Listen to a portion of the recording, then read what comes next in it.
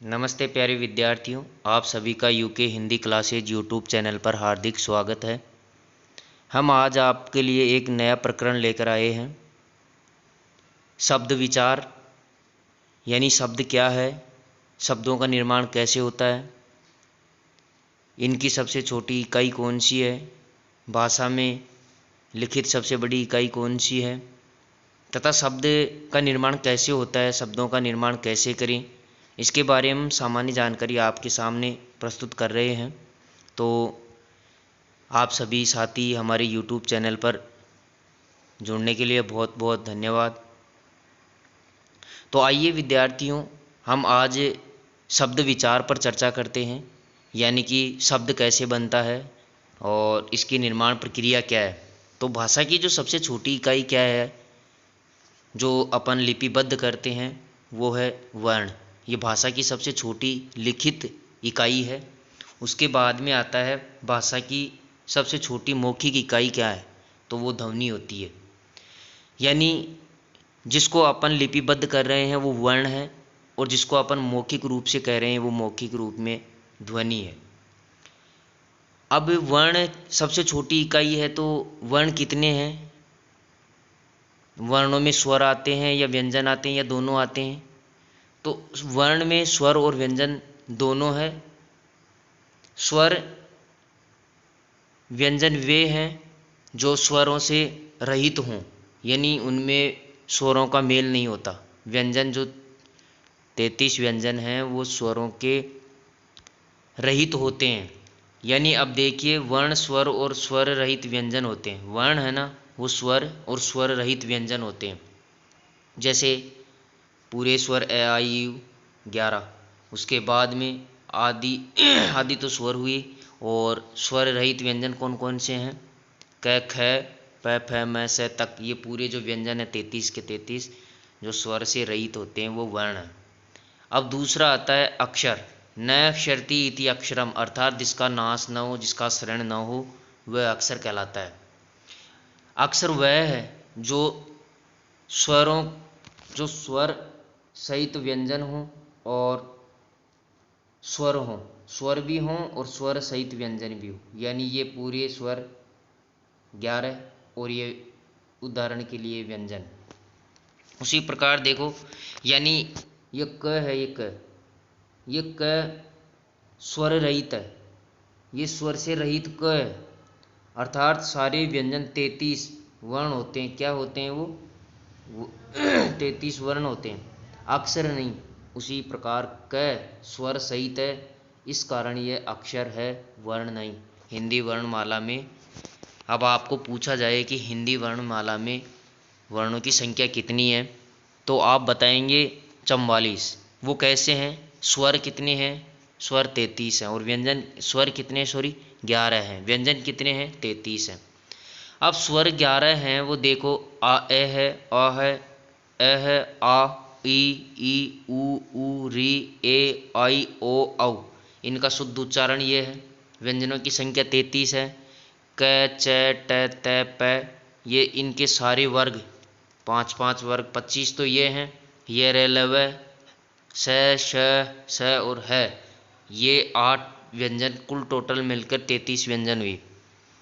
अब हिंदी वर्णमाला में आपको पूछा जाए कि हिंदी वर्णमाला में कुल वर्णों की संख्या कितनी है, तो आप बताएंगे 52 है। कितनी है? 52। अब वो 52 कैसे हुई?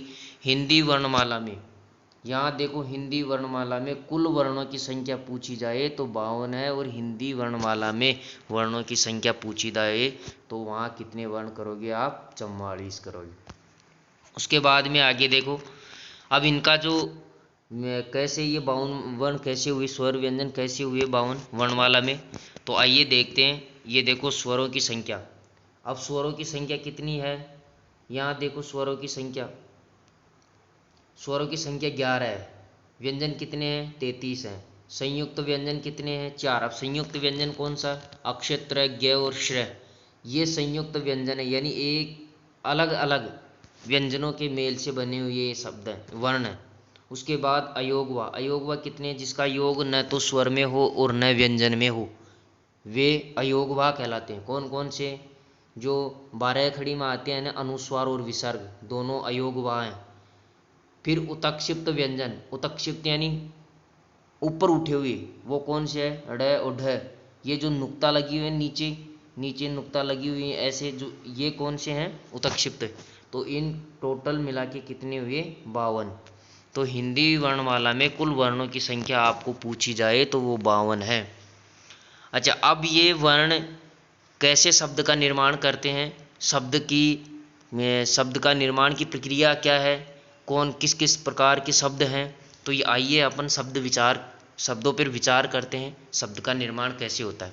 दो या दो से अधिक वर्णों के मेल से बने, कौन क्या बने हों, शब्द कैसे बनते हैं, दो या दो से अधिक वर्णों के मेल से बने हों शब्द कहलाते हैं। अर्थात शब्द सार्थक होना चाहिए।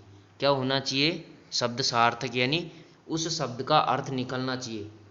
जैसे मान लो कोई, ये क है, ये मैं है और ये ल है, ये 3 वर्ण हैं। अब इन तीनों वर्णों का योग करते हैं अपन, तो क्या बनता है, कमल, यानी इसका एक अर्थ निकला है। क्या निकला, कमल, यानी कोई फूल है, इसलिए कोई इसका एक अर्थ हुआ। उसी प्रकार मान लीजिए कोई शब्द मैंने लिखा काजल, ये काजल है, ये काजल, इसका भी कोई अर्थ है, ये भी एक सार्थक शब्द है। मैंने कहा जल, इसका भी कोई अर्थ है। मैंने कहा लज, इसका कोई अर्थ है क्या, लज।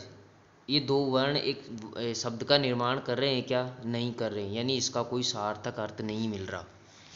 अब देखो शब्दों के प्रकार कौन कौन से हैं, शब्द कितने प्रकार से हैं, कितने प्रकार से बांटे जा सकते हैं। तो आइए अपन देखते हैं शब्दों के प्रकार। एक तो होता है उत्पत्ति के आधार पर, कि इनकी उत्पत्ति कहाँ से हुई। दूसरा है रचना के आधार पर, और तीसरा है प्रयोजन के आधार पर। अब प्रयोजन के आधार पर कितने प्रकार के हैं, विकारी और अविकारी शब्द।